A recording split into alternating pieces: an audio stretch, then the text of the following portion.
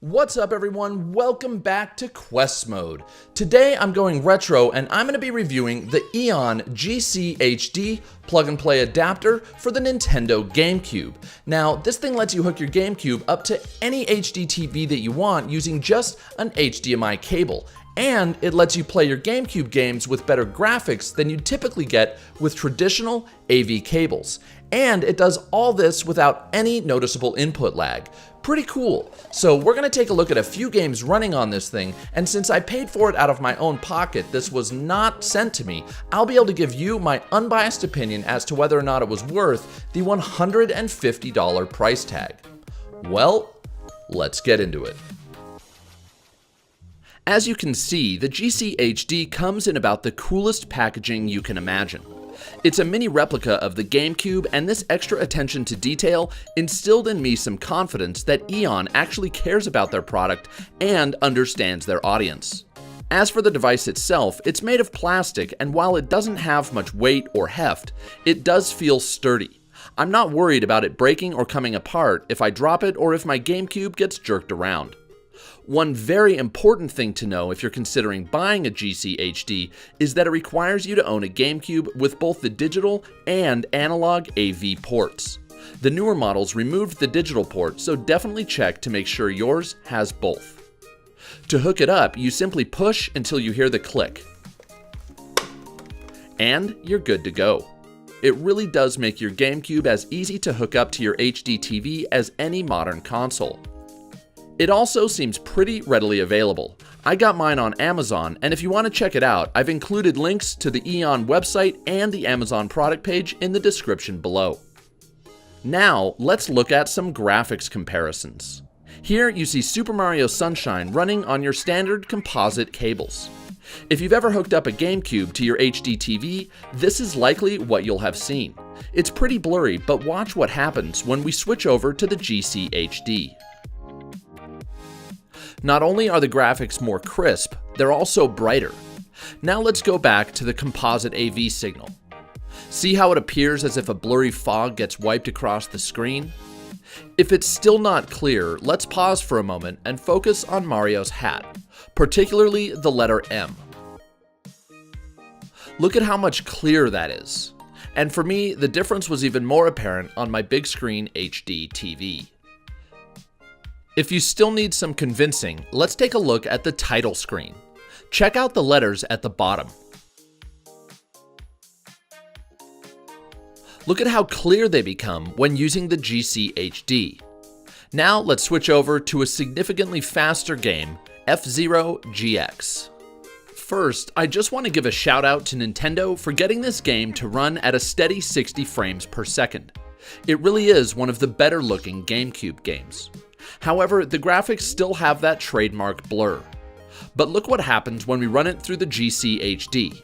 On the left, you can't even see some details such as the lights that are all of a sudden clearly visible with the upgraded graphics.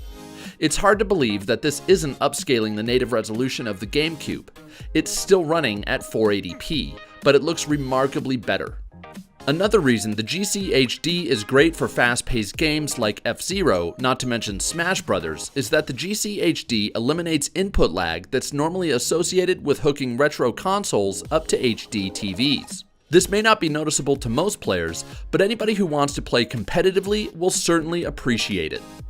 Now, one important thing to talk about is that the GCHD is designed to output the best graphics on GameCube games that support progressive scan mode, which eliminates the interlacing of frames that can cause pixelated and jagged edges. Lots of games support progressive scan, even some that don't say so on the box, so to be sure that a game does, simply hold B before turning on your GameCube. If the game supports progressive scan, you'll see a prompt to activate it. But what about games that don't support progressive scan?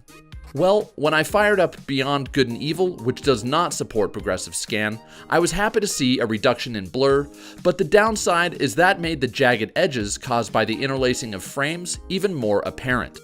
That said, I still prefer the updated graphics because without the blur, I could still see more detail, and I just prefer the overall look. Hopefully this graphics comparison gives you a good idea of what to expect from games that don't support progressive scan. And if you're worried the games you'll want to play might not support progressive scan, I'll leave a link in the description to a list of all GameCube games that do and don't support it. One last benefit of the GCHD is that it does have a menu that lets you adjust visual options like adding scan lines. But to me, these were mostly superfluous and I'll likely never use them, but your mileage may vary. Okay, so now that we've talked about all the benefits, let's look at the negatives. First, while the graphics on most games appeared to get brighter, some games actually appeared darker, and not in a good way. Thankfully, this is my only gripe with the graphics, and it was easily fixed by adjusting the brightness on my television. So while it was a surprise, it was only a minor inconvenience. But of course, there's also the price. I think we can all agree that $150 is a lot of money, so let's talk about what other options you have if you want to see these graphics on your HDTV. The first is to buy a set of GameCube component cables which were only produced by Nintendo. By far the simplest solution, it's also the most expensive.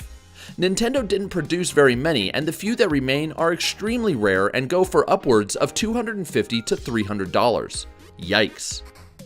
A far cheaper solution is to hook up a backwards compatible Wii to your HDTV.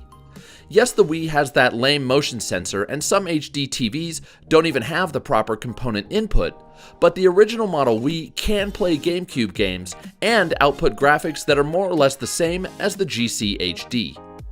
If you're making your decision strictly on budget, this is a great option.